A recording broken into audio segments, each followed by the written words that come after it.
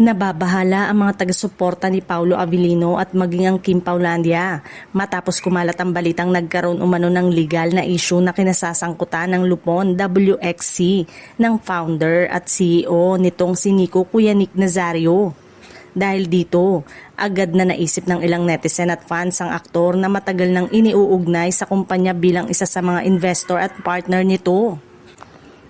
Ayon sa impormasyong makikita online, si Paulo ay isa umanong key partner at investor ng Lupon WXC, isang Philippine export ng streaming company na itinatag ni Nico Nazario noong 2015. Nakasaad din na ginamit umano ng aktor ang kanyang karanasan sa media upang makatulong sa pinapalawak na operasyon, content production at broadcast network ng organisasyon.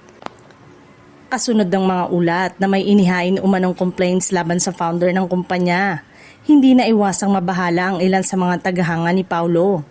Marami ang nagtanong kung maaaring naapektuhan ang naging investment ng aktor, bagamat wala pang kumpirmasyon hinggil dito.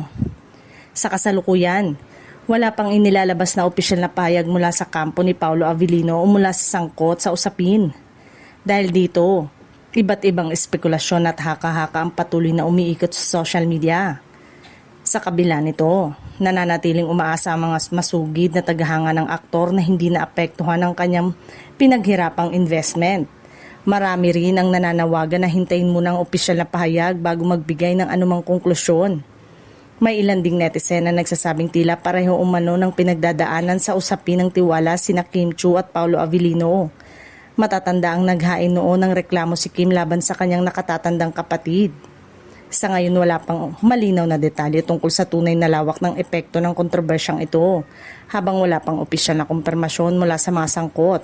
Nananatiling haka-haka pa lamang ang mga ulat na impormasyon tungkol sa umano'y pagkalugi o pagkawala ng investment ni Paulo Avellino.